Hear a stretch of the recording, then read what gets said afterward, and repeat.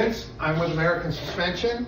Today we got this beautiful Nightster, which has our performance street racer shocks, which are rebound adjustable and preload adjustable, and our spring kit and adjustable fork caps.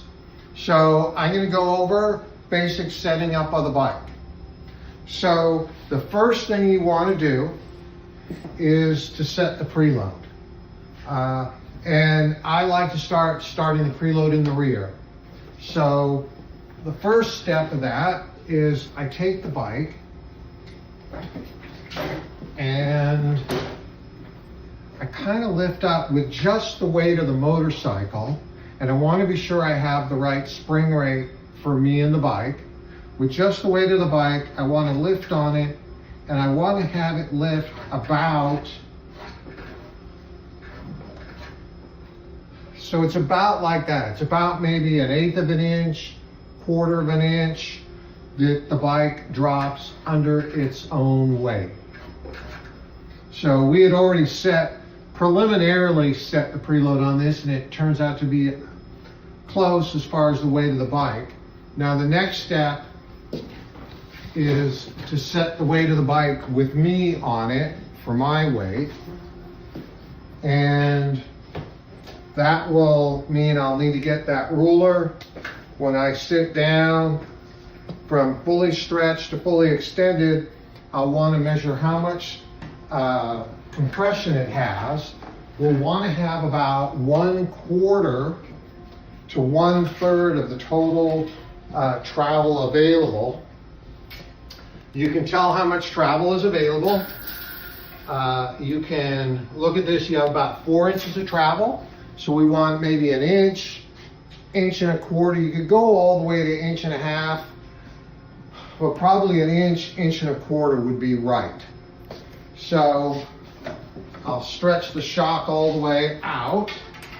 And these particular ones are our performance shock, and they're 15 inches, which is taller than the stock shock. You can get these shocks in any length you want, really, anything from 10.5 to 17. And the 15 inches kind of the max for the Nightster, because otherwise any longer than that you start to hit the gas tank. So I'm going to just kind of bounce around on the bike a little bit, and I'm going to measure the length, and it's right around 14.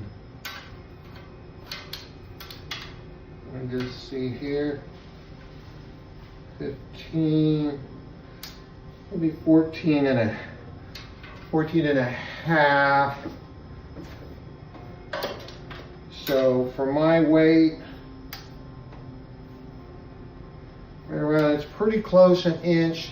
Maybe I'll back it off just a hair, just to show you what I would do. Actually, because I got 1 inch here and I got 1/4 inch static, probably this is about the right spot to have it.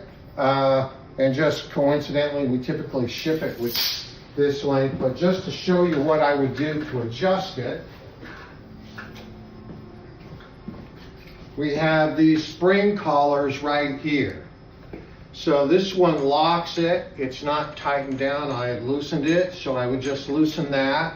And then, let me see whether, here's a wrench, or you can use a pin wrench, but you would just turn this a little bit. What that does is this is threaded, and that just runs it down to increase the preload. I'll back it off a little bit. So that's about where it was before. After I get it set to where I feel the preload is right, I take this collar and I can hold the spring, and the spring will kind of hold to here, and then I can tighten the one against the other, and that way it's locked together. And then you have a shock on the other side, I'll do the same thing to it. So it's locked. And the one thing you want to be sure you do, and we'll use our ruler again, you want to make sure that the distance, maybe measure from here, that's like 1.5 inches. And you want to be sure that on the other side of the bike, double check there as well.